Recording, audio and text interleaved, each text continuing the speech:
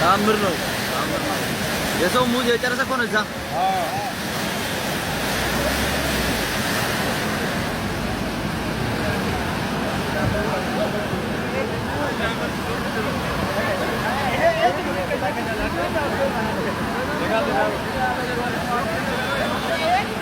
ሚገርም ነው ፋሚሊ ዛሬ 40 ምንጭ ላይ ይችላል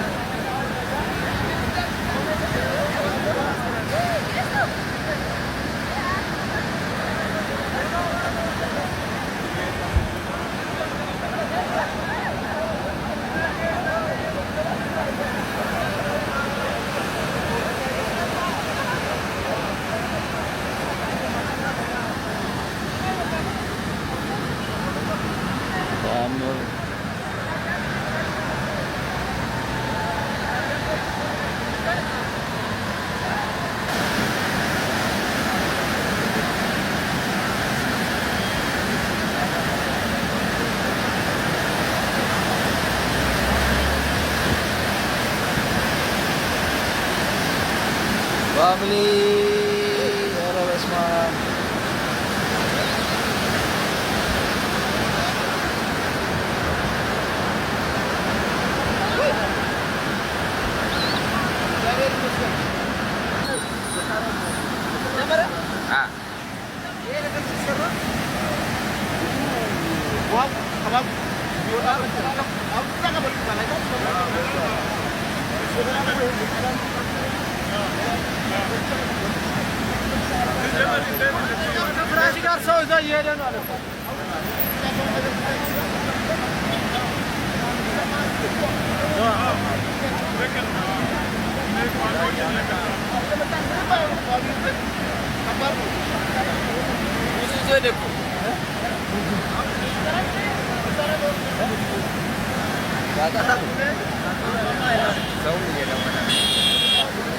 በዚህ ሰዓት ከአርባ ምንጭ አካባቢ አሳዛኝ የተባለ ዜና ተሰምቷል።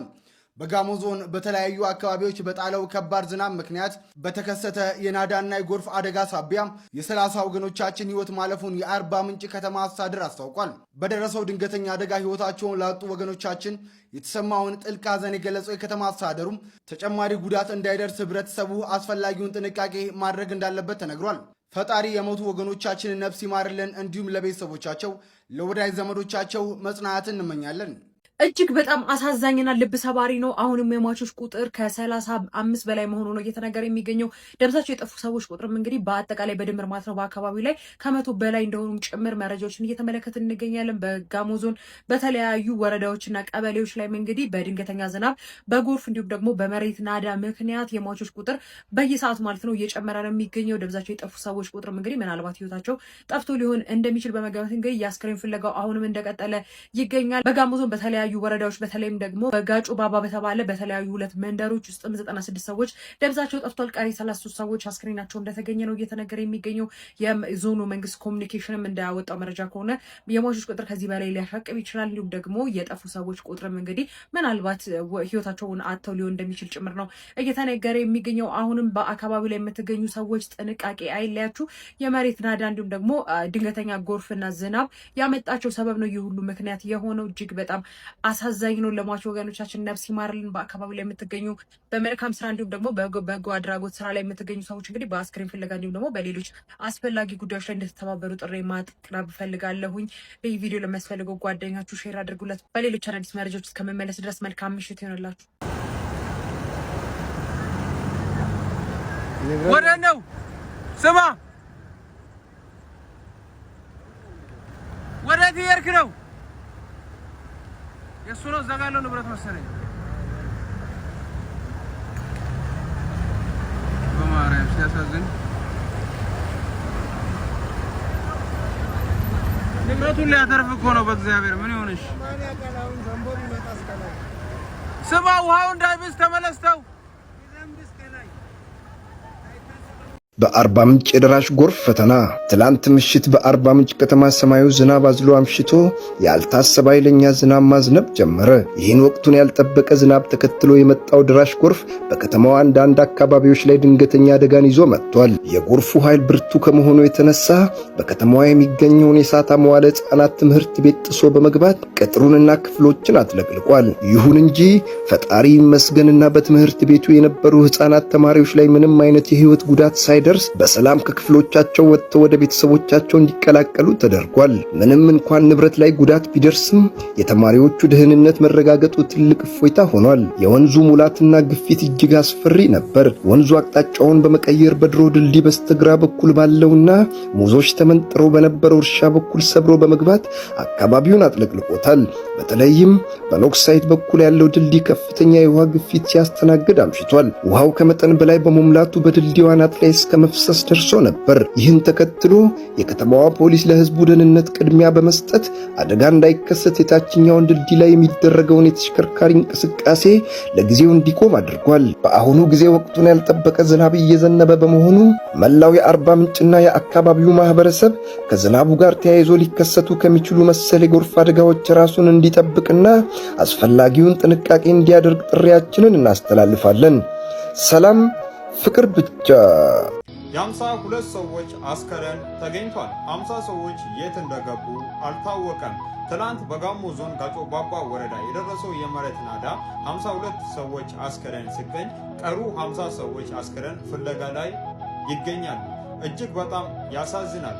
ታስቴ ታደረው እስካሁን ድረስ ባለው የ33 ሰው አስክሬን ተገኝቷል።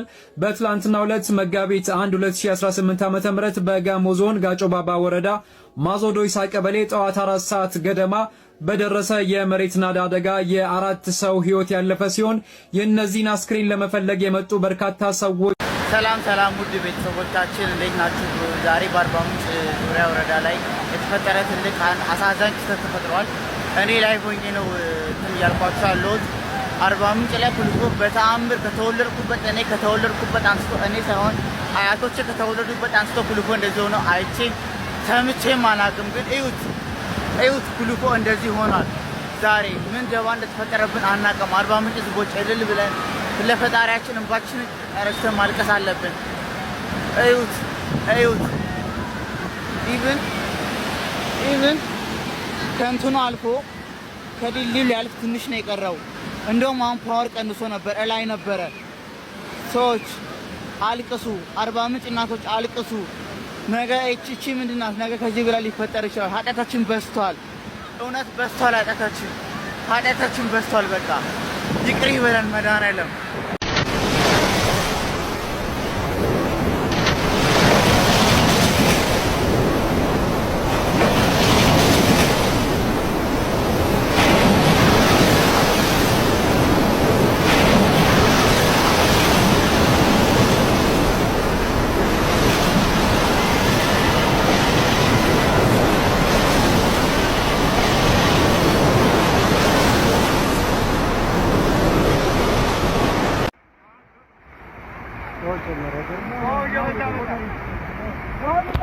ና ቦዳና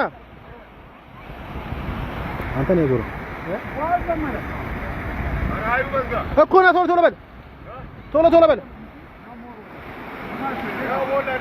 እኮ ና ቶሎ በል አንተ አይገርም። ውሃ በዛ ቦዳ ቶሎ በል ይሳሰዙ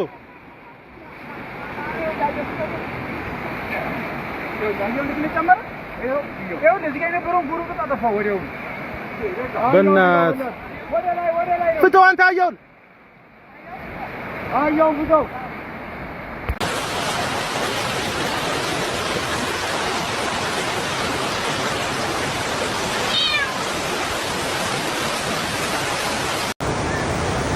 ቤተሰብ ዛሬ ማለት ነው ለመጀመሪያ ጊዜ እንደነበሩ በአርባ ምንጭ ከተማ ያየ ነው ማለት ነው። ለመጀመሪያ ጊዜ ዛሬ የኛው ድልድይ ማለት ነው ማይሰበር ከሆነ መቼም አይሰበርም። እዚህ በኋላ መቼም ነበር አይሰበርም። ሉካስ እዩት በአርባ ምንጭ ከተማ ነው ለመጀመሪያ ጊዜ እንደዚህ አይነት ጎርፍ በኢየሱስ ስም